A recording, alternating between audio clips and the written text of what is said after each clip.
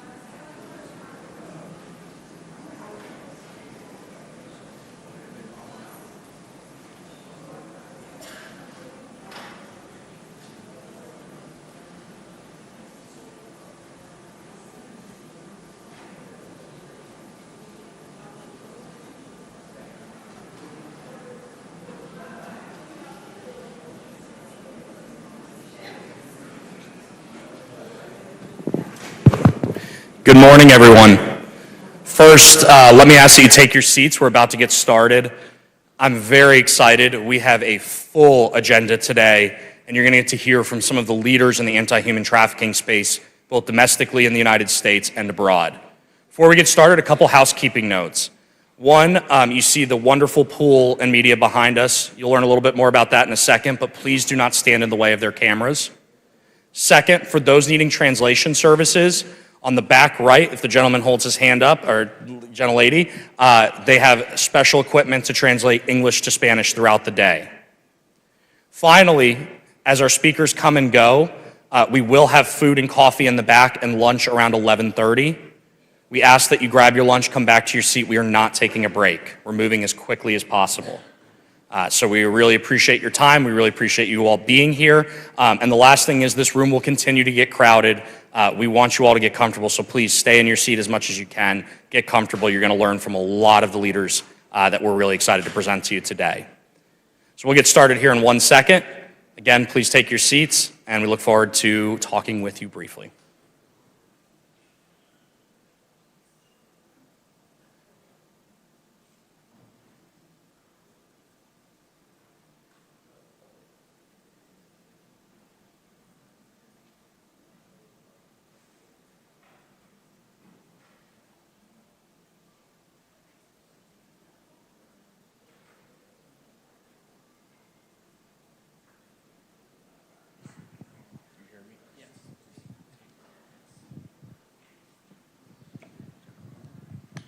Thank you.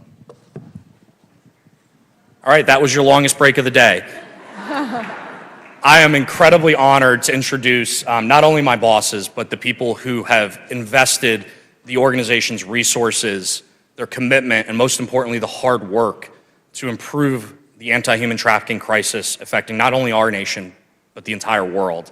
I'm honored first to introduce Mercedes Schlapp. She has been the leader in our fight for anti-human trafficking, as well as CPAC Chairman Matt Schlapp, our organization's leader, to give opening remarks. Please welcome Matt and Mercedes.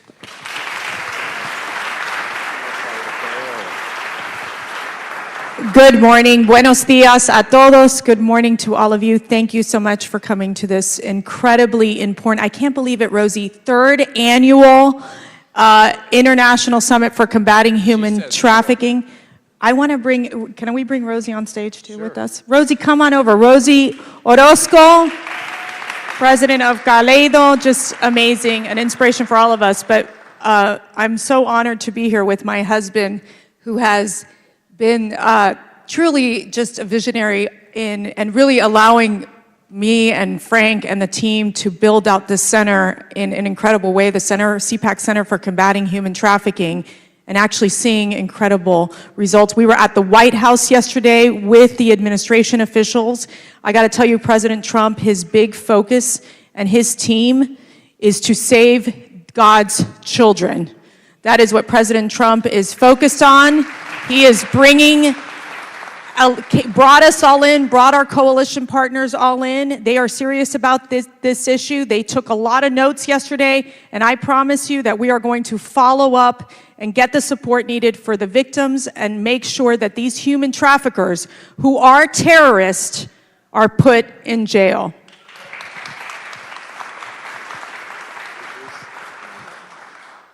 Mercy's being deceitful. She, as you all know, she's the one who's pushing for us to do more and more. And it's actually not me making the decision on the resources. I see Kimberly Bellissimo here, one of our executive committee board members, her husband Terry, and Nancy Ross. And we just have a wonderful CPAC community. And the one thing that when you run a conservative organization, if you look at what's happening around us in the country, minus this wonderful Donald Trump reemergence, there's a lot to be depressed about. And what I think our mission as far as CPAC is concerned is, although we convene a lot of people who talk, and we're going to talk today, and talking is important, the talking has to be about action. It must be about action. And you guys do all the hard work. And so we're here to listen to you. And so make sure your voices are heard, and make sure that everybody in the room is held accountable, that we're doing all we possibly can. Mercy said we met at the White House. Part of our job is to tell the people we love, you got to do more, and you got to reorient spending, and you got to take spending away from the priorities of the last 4 years and move them to the priorities that help children and help people. When I read When I read $2.5 billion to redo the Federal Reserve, which shouldn't even exist, imagine if we had those resources in this room and all of you wonderful people had that to save the lives of children and to put people in jail, right? So I believe that the people in the Trump administration want to do that too. So we're going to work together on that. Finally, as far as action is concerned and victories are concerned, small victories but important victories, Rosie came to CPAC and talked about the blank piece of paper, remember? Yelled up the blank piece of white paper, and we call it a clean slate. You called it a what? Well, the blank page means how a victim can rewrite the stories. Right. And that's the most important thing for a victim. So her whole point was, you know, a rebirth, a fresh start. And Frank Russo, who's already been up here and does great work with the center, and the rest of our partners, and many of you in this room, in 5 states, we were able to pass this really important legislation where the victim of trafficking can start over. All of the crimes that they were forced into committing, they get to put that in the past. And really for all of us, we can't be haunted by the demons of the past. We have to look at the future. And so let's be future-oriented today. Let's think about what we're going to get done tomorrow. If you have a criticism for anything we're doing, we need to hear it. If you have a suggestion for how we improve, we need to hear it. And we just really honor all of you. And part of honoring all of you is also honoring our Creator. And we want to start today off in a prayer. So that's on me, right, sweetheart? Okay. I got to figure out how to do that by holding coffee. So I'm going to get rid of coffee. Amen. Dear Lord, be with all the wonderful people who are here today. I believe that we are humble and want to do your will, but oftentimes it's confusing to know exactly what that means and where that will guide us. Let us understand that every single second, every single minute of our life needs to be dedicated towards your purpose. And we need to start to realize, especially as some of us are combing white hair, that there's only so much time we have to make that difference. And it's our children who we pass on all these wonderful lessons, all of your truth. Let us honor this important mission by making sure as many kids as possible are saved from the evils of our time, and that the people in this room, in a spirit of community, will do all it takes to get the job done. And we pray in your Son's name. Amen.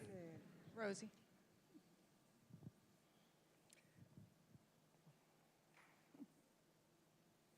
What are you, on Twitter?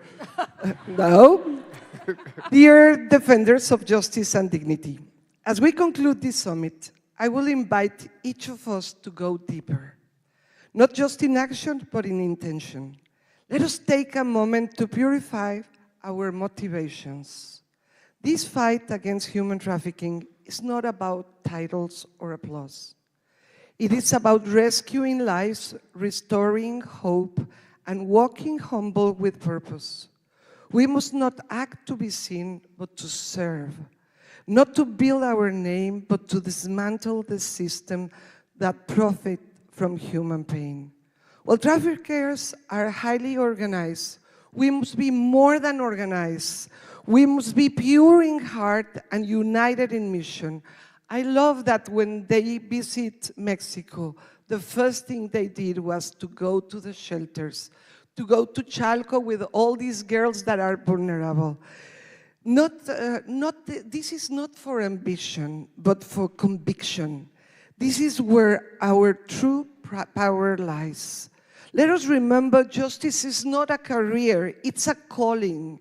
And in that calling, there is no space for pride and only humility, no room for rivalry, but unity. We have to be all more united than the crime. Today I am encouraged to share that this movement is gaining momentum, not just in word but in law. The Frederick Douglass Trafficking Victim Prevention and Protection Reauthorization Act, H.R. 1144, introduced by Congressman Chris Smith, has just passed the Foreign Affairs Committee unanimously. Yes, that's a big thing. And is expected to reach the House floor soon. This bill will strengthen protection for victims and equip nations to fight organized crime with renewed force. As we return to our courts, cities, and our communities, let us not just carry connections, let's carry conviction. Let us not just be professional, let's be lovers of justice, builders of hope, and healers of brokenness. Together, we are not just reacting to evil, we are advancing good. We are building a world where every child of God, every children will be safe, every survivor will be seen, and justice is not just an idea, but a lived reality. Thank you for walking this path with pure hearts and courageous vision. May justice be our compass, and may heaven strengthen every step of the way. God bless you all. Wow. I love you guys. And I love the board of Kaleido. Could you please stand up? Thank you, Sam. Sam is going to be our next president in January. She's now the global USA representative, and she's going to go to the world to speak against this evil. And Season, you are like an angel. You are really such a pure heart person, and we love you all. Thank you. Carola, I don't know if she arrived, but I know that she was having problems to arrive. God bless you all, and especially my handsome husband, that he's the hero of all. I love you, Alex. All right, so Rosie got us started, but I also want you to recognize, if you please could, the people that do a lot of hard work behind the scenes. Thank you. Roger and Elise, will you stand up? Elise is one of our new board members. Kimberly and Terry, will you stand up? Kimberly, stand up. Nancy, stand up. Nancy. Oh, come on, keep standing up. Give them a round of applause and thank them for what they do. And Frank, let's get started. And please, a big applause to Karen White. I don't know if she's here. Karen White, thank you for everything you have done for us. Thank you, Karen.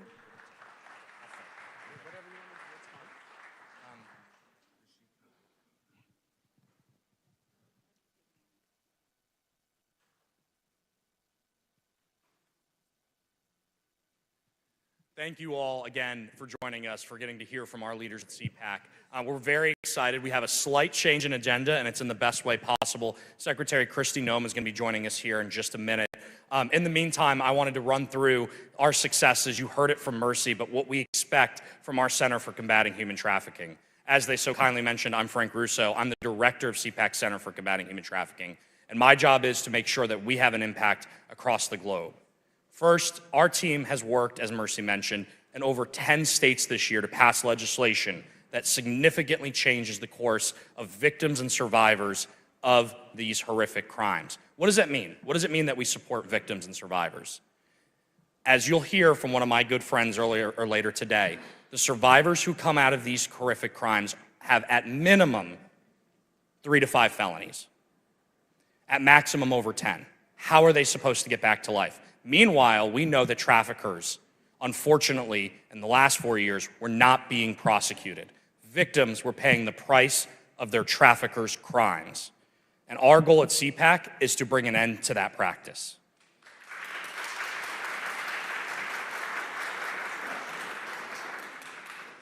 So how do we do that? I'd love to tell you that it's simple. It's not. We have to go in every single state. And I see partners from across not only the United States, but the globe here who have worked with us to reframe how we do policy around survivors and how we treat them. That also means we need to prosecute the traffickers. So who are you going to hear from today? You're going to hear from Secretary Kristi Noem, who has done the incredible job of solving one major problem. She has closed our southern border.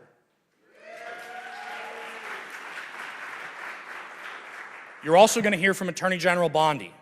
General Bondi, Dag Blanche, Associate Attorney General Woodward have made their top priority not just to find these traffickers. Finding them is only half the battle, but to prosecute them. And you're going to hear today about how they've prosecuted just in the past week and brought charges against individuals who brought children to illegal farms in California to grow marijuana. That ends with this administration. And then the other thing you're going to learn, and this is coming from CPAC, by the way, that there is bipartisan work being done in this space. So you'll hear from Congressman Chris Smith and Senator Marsha Blackburn about their joint efforts with senators like Kristen Gillibrand of New York and like our partners on the House Judiciary Committee, including Congresswoman Lucy McBath, to focus on ending human trafficking. That means bills like the Trafficking Survivor Relief Act, you'll hear about later today. Bills like the international reauthorization of the trafficking grant programs that you'll hear later today. So our focus is not on partisanship, it's on solutions. And even though this is an international problem, we can provide an American solution. So it's our goal to work with each of you. If you take one thing away today, it's that we need your help. We've heard all the time about think tanks or conglomerates or all of these thought centers. That's not who we are. We're an action group. CPAC takes action. And we need your help, whether you're in the United States or elsewhere, to make that possible. If you're in this room, you're in this room because we invited you and we wanted you to be a part of that action. So please, take the time to get to know our staffer on the wall here that Matt and Mercy mentioned. Take time to get to know all of our speakers as best you can and get excited to learn from the best in the field and the leaders in the field in combating human trafficking. I'll be back in one moment to introduce Secretary Noem. Thank you all so much.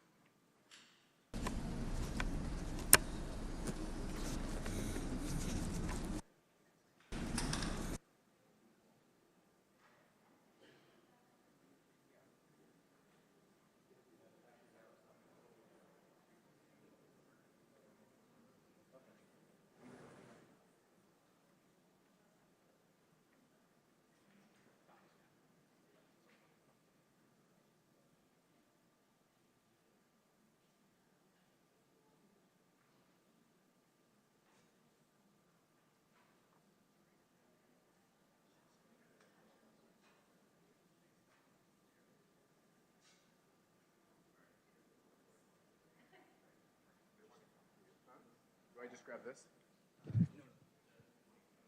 I don't.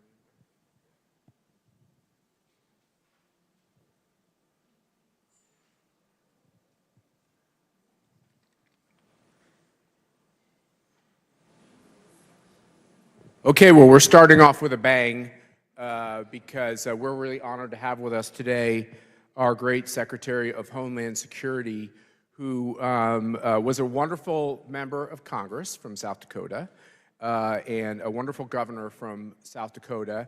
And, you know, I guess we're not supposed to have favorite cabinet secretaries, but I have to say I'm incredibly impressed with the fact that I think she has the toughest job in government, and she is just, I think, pitch perfect in making sure that she's all around this country, comforting people who have been through these terrible disasters, making sure that we're being tough on everything in regards to the border, and just being a great ambassador for our values and for the Trump administration and for the president. She's always been a favorite of CPAC, and it's our great honor to have Secretary Kristi Noem with us here today. Come on out, Madam Secretary.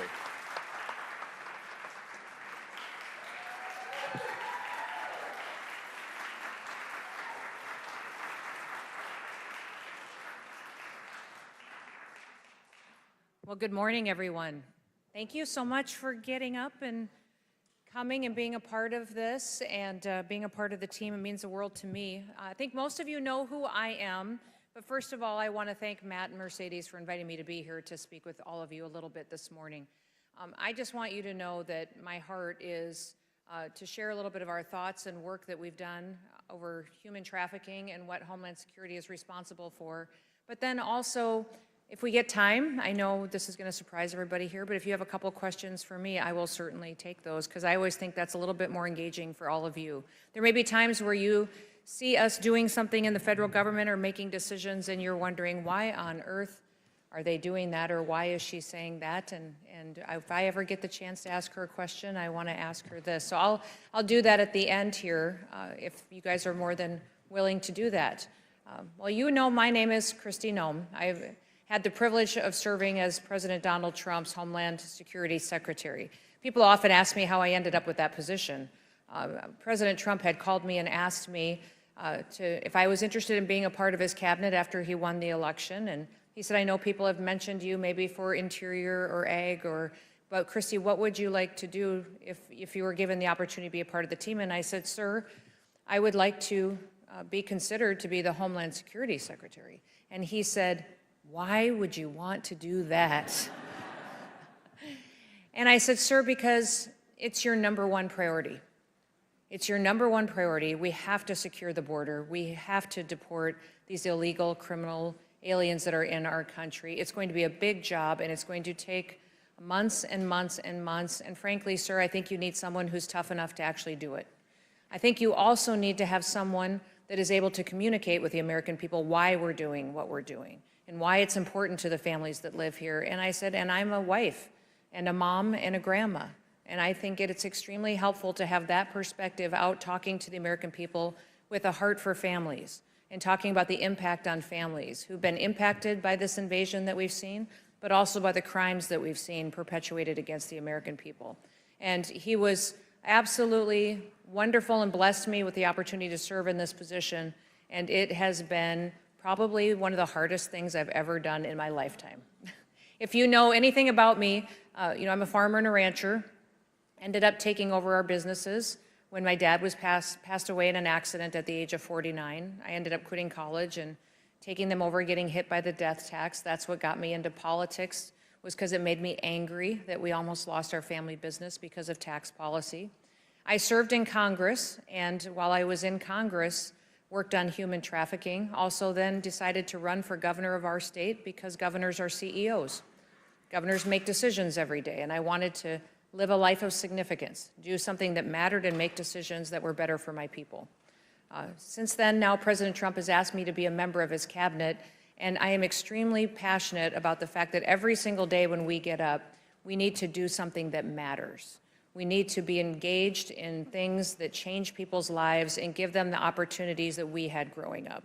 I can't imagine what it would be like for my kids or for my grandkids if we didn't fight for the America that we had the privilege to live in when we were growing up.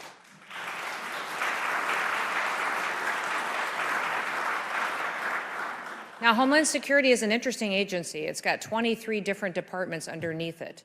So it has Customs and Border Protection, it has ICE, HSI, it has CISA, which is our cybersecurity agency of the nation. It is securing and helping small and medium businesses and also protecting critical infrastructure like our electrical grid from cyber attacks and those who would wish to harm us. We also have Secret Service.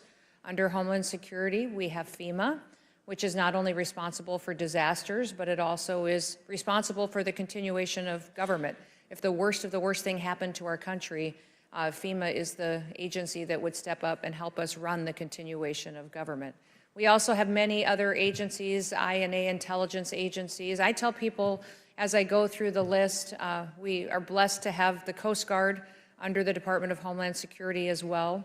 But I tell people what happens in the jurisdiction of Homeland Security is that anybody who lives in this country or comes into this country or leaves this country, we have jurisdiction over. Any product or good that is in this country, leaves this country or comes into this country, we have jurisdiction over. And anything that is on the internet that is sold, communicated, or transpires over the internet, we have jurisdiction over. Our mission is to secure the homeland and to do it with integrity and honesty in a way that is responsible to the American people. So it is a big job, but it's one that we take very seriously, and we're very grateful that President Trump is in the White House and that he takes it seriously. Because as you can tell, the last president didn't.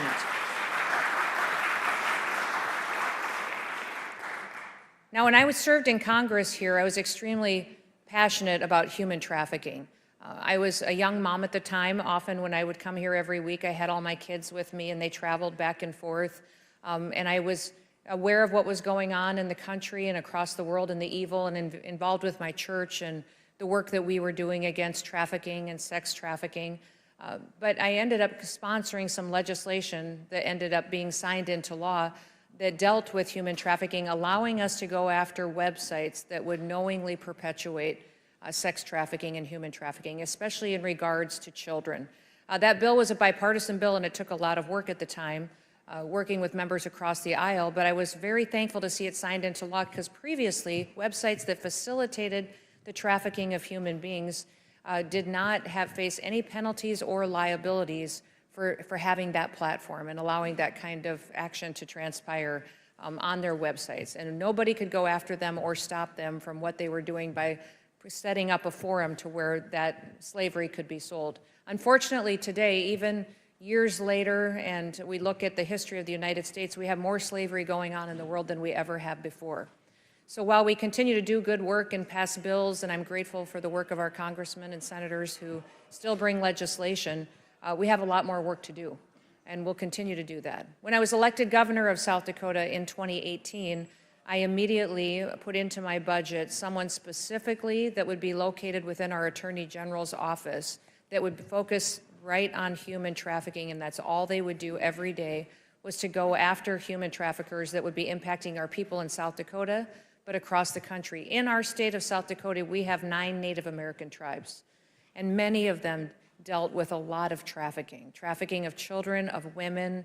Missing, murdered, and indigenous women were huge issues for us and for our people, and having someone who facilitated the work and the enforcement and the consequences and penalties for those who would be involved in that trade was incredibly important to me. We also passed a bill when I was governor to define what human trafficking was.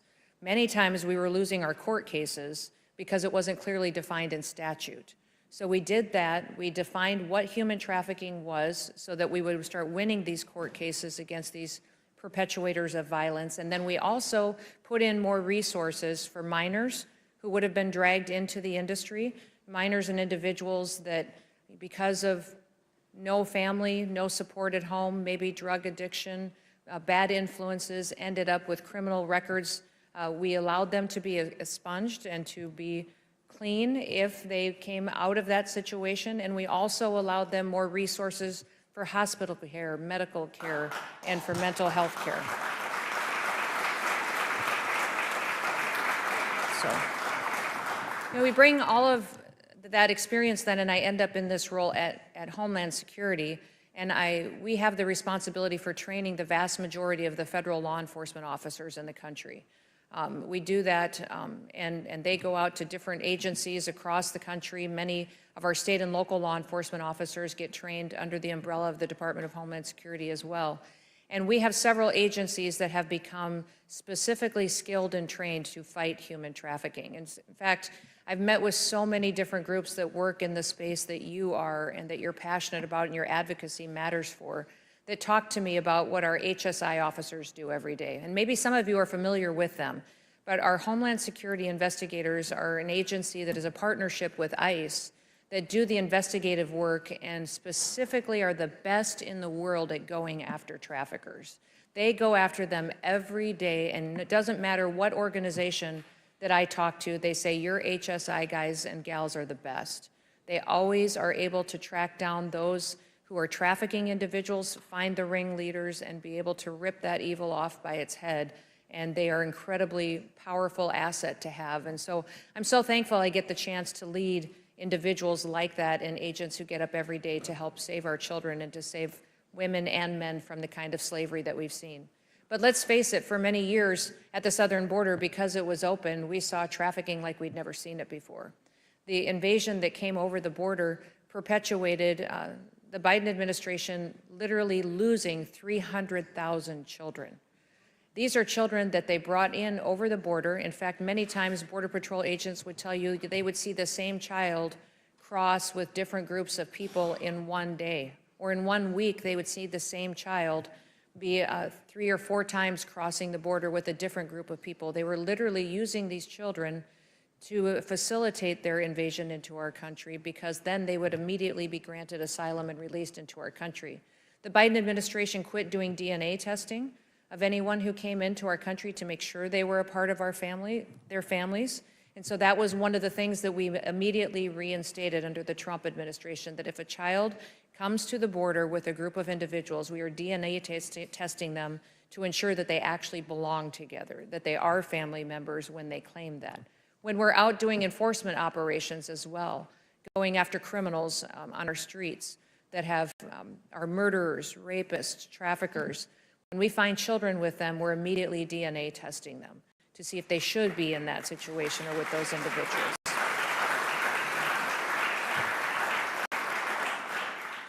We have been able to relocate and to find over 10,000 children already so far.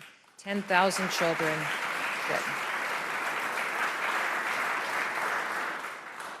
But we've got a long ways to go, and that's why your help matters, and that's why what you do every day is so important to our department and the work that we do.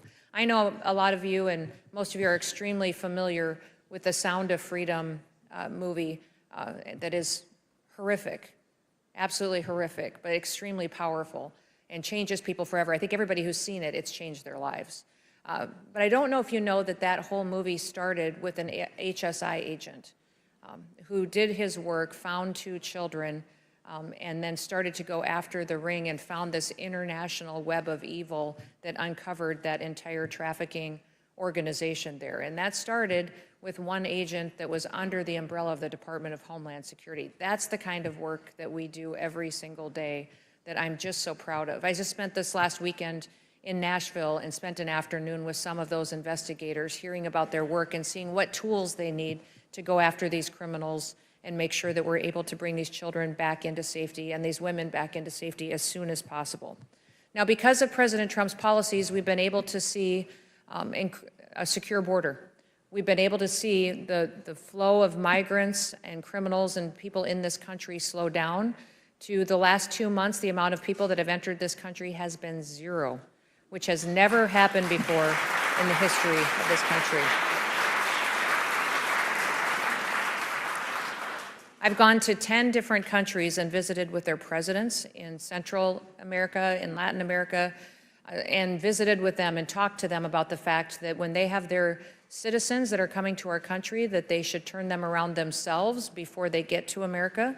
I have negotiated security agreements with them to share information on criminals and their backgrounds so that when they know who in their country perpetuated trafficking, that they flag them for us so we can find them if they happen to now be here, and we can bring them and force them into consequences and return them back to their home countries. These countries, because of those conversations, have worked and signed biometric data sharing agreements with us, security agreements. They're even telling us that they are now, because of President Trump's strong leadership, they have set up housing programs for their citizens to come back home. If they need a loan to get a house when they come back, they will help them. If they're people that aren't dangerous, they will help give their children scholarships. They'll give them food aid for a period of time, train them for a job.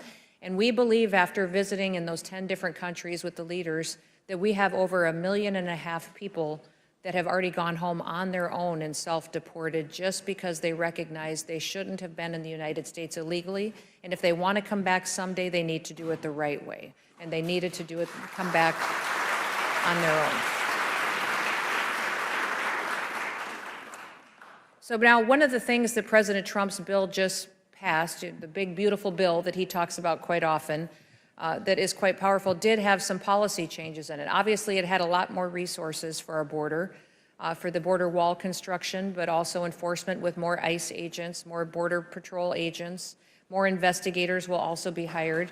There also will be the ability to return people back to their countries and dollars with that. But it also had some policy changes in it that I want you to know. It's going to make it absolutely mandatory, with the language that was included in the bill, to conduct criminal background checks on sponsors that would be with unaccompanied minors.